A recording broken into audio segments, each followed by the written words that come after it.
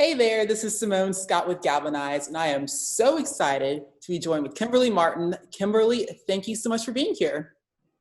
No, I appreciate you taking the time. Great. Well, you spend your life telling other people's stories, and you're so good at it. But if I really wanted to know who Kimberly Martin is and her story, where do I need to start?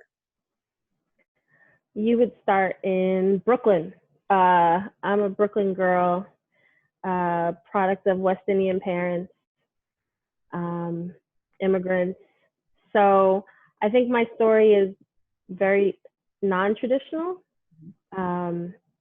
Good West Indian girl, typically, lives with her parents until she gets married and has kids and, all that stuff. And I was just always career driven. And I think I basically don't listen to anybody when it comes to my career. I've wanted to be, since I was 5 years old, I've wanted to be everything from a pizza girl to a lawyer to a relationship counselor to on broadcasting. And yeah, I think not, and I worked in finance. So, I mean, I've pretty much, I've done a lot of this and I'm glad I've done that. Well, during that process, what steered you to journalism then? Good question. I think I always loved writing. I used to draw my own books, like stories, and I would illustrate them and stuff like that. I think when I was 8, I wanted to be Robin Roberts, like that was, or Sue Simmons is, she was a big deal when I was growing up in New York City. So Sue Simmons, Robin Roberts, two Black women I saw on TV, I was like, that's what I want to do. But as I got older and I developed a love of writing and realized I could write, and that it didn't really matter what you look like, you could just be in your pajamas or be in whatever, house slippers, and write, and the story itself is what moves people. I think when I got especially grad school, I went to Syracuse for grad school, I think that's when I thought writing is going to be the thing that separates me. Speaking of COVID, we are in the middle of a pandemic where we are stuck at home in quarantine. Yeah. A lot of people say, hey, if I only had a little bit more time, I would do this. For me, I wanted to start an herb garden. Turns out it's not fun. Do you have any, if I had any more time, things you've been up to? This has been, 2020 has been such a hardship for so many people, that I think, for me, I also dealt with some health things like non-COVID related, but so in the span of 3 months, it's like the new job, COVID, and then dealing with some health stuff. So the last few months, you think about all this time and you're like, oh, you're either recovering or you're, thinking about how many months did I'm in Jersey, so we were COVID central. So, how are we going to go? That kind of took precedence. And so you have this free time, but it's not like you can go anywhere. It's not like, oh, well, I'm going to hit the gym. I'm going to really work out in my downtown. Okay, well, the gyms are closed. My Pilates studio, I have not been back to. So yeah, aside from running, if people want to run, there's nothing.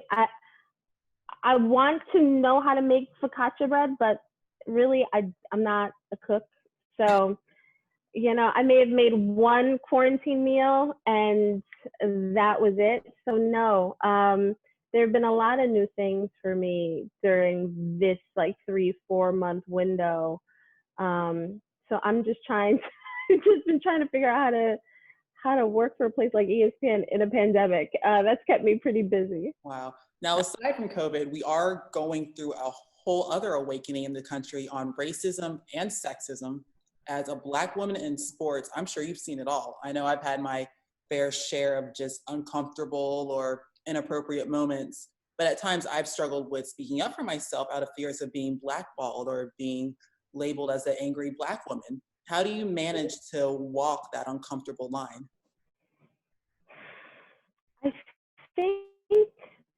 I think based on where I am in my career, I'm established, yes. I don't think, I'm this super aggressive things now that I'm more comfortable talking about, as opposed to when I was younger and just trying to figure out how to make it in the business and like, what do I have to do? Like you look at my Twitter feed, I'm not one of those people that does like my Twitter feed is strictly sports. Like that's why people come to me and that's all. Yeah, I don't have time for that. You know why? Because I am a sports writer, sports reporter, whatever, but that's not the end all be all of me.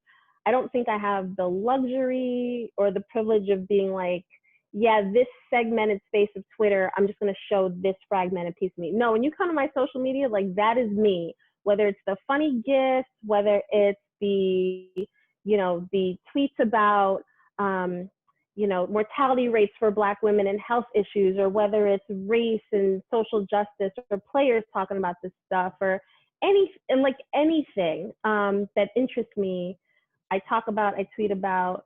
Sometimes it's just you retweet, and it's like, hey, look at this. Because I think these issues are important. I think they make up who I am, why I've had the jobs I've had, why people have come after me, and perspective. Okay, well, that different perspective is in the Twitter feed, like you see it. And I think there's certain things that, you know, I don't get too political, you know, I don't weigh in on politics. Like I don't, like, I think to me equality and you know, whether it's people talking about anti-Semitism or Black Lives Matter, like to me it's like, or Me Too, like that to me isn't political. Like that to me is, you know, marginalized people saying, hey, we want to be treated equally. Like that should be sort of like, okay, we all are in agreement, right? Like that to me isn't that crazy and radical. So I don't think I'm pushing any boundaries. And I think because of where I am in my career, you know, I'm not, I kind of know how to walk that line. Probably earlier in my career, I was so focused on like making sure I didn't make any mistakes, and like it's just a job, and just see me as like, I don't want people to see me as a woman in the locker room, just talk to me like any of the other guys. And it's like very quickly it was like, no, I am different because I'm a Black woman, and that serves me well in this position. When did you find that confidence to feel that way? So, no secret, everybody in journalism is insecure. You know, that's just something, you know, we tread that line of like insecurity, like, am I good enough? So that piece of you never goes away. But I think, you know, when I started my career, I would walk into locker rooms saying like, oh, I don't want to stand out. Me standing out is the worst thing. I want to be treated like just one of the guys. And so it took maybe, you know, my like third year on the beat, third year, where it was sort of like, what are you doing? You know, like I'm from Brooklyn, so I would walk in a locker room with that like stank face, like please don't approach me on anything that has nothing to do with football. Like I'm not here for that. In my later years, that my like resting face just looks like, please do not bother me.